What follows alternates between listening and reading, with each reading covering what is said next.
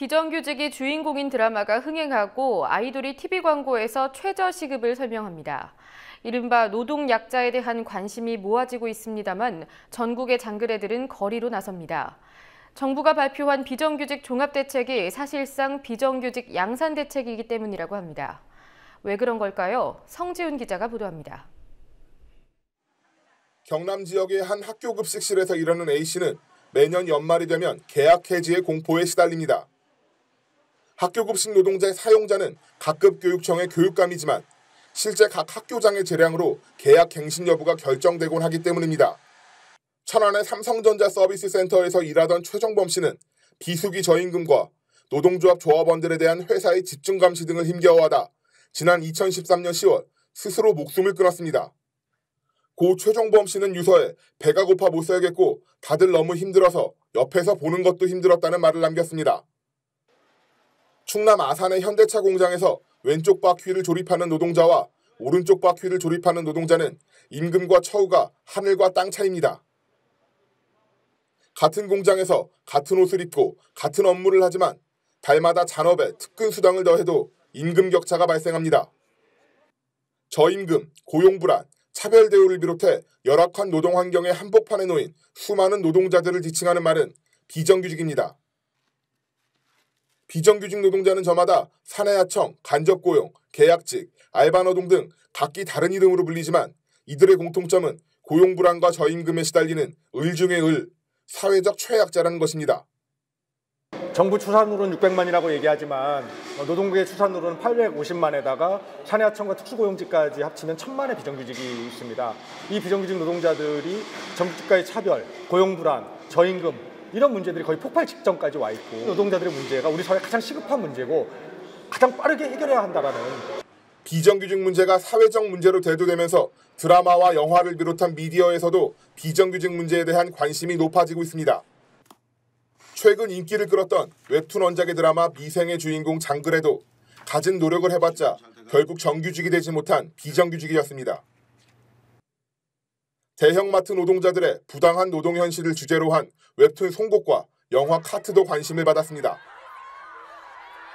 비정규직의 문제가 심각해지면서 정부도 문제 해결에 의지를 천명합니다. 박근혜 대통령은 2013년 취임식에서 비정규직 문제에 많은 관심을 갖고 있다며 임기 내 비정규직 문제 해결 의지를 밝혔습니다. 하지만 지난 연말 정부가 내놓고 현재 노사정위원회에서 논의되고 있는 비정규직 종합대책은 오히려 비정규직을 양산하고 노동 조건을 악화시키는 대책이라는 비판을 받고 있습니다.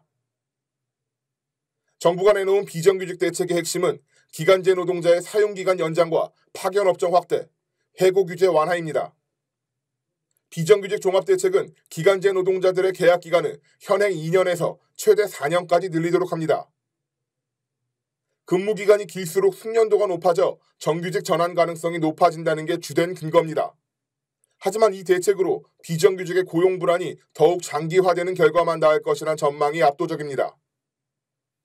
현행 기간제법 하에서 벌어지고 있는 관행처럼 사용기간이 최대 4년으로 연장되더라도 4년이 되는 시점에 해고를 하고 다른 기간제 노동자로 교체하는 관행을 전혀 방지할 수는 없다는 것입니다. 정부는 기간 연장 뒤에도 정규직으로 전환하지 않을 경우 연장 기간 동안 임금 총액의 10%를 이직수당으로 지급하도록 하는 보완책을 덧붙였지만 이 역시 저임금의 비정규직 노동자들에게 지급되는 이직수당이 정규직 전환에 드는 비용보다 적을 가능성이 커 실효성이 의심됩니다. 55세 이상 고령자와 고소득 전문직에 한해 파견 허용을 확대하겠다는 방안 역시 문제입니다. 현행 파견법은 파견업종을 건물 청소나 배달 운반 등 32개 업종으로 제한합니다. 하지만 앞으로는 55세 이상 고령 노동자와 고소득 전문직에 대해서는 원칙적으로 모든 업종으로의 파견을 허용하겠다는 겁니다.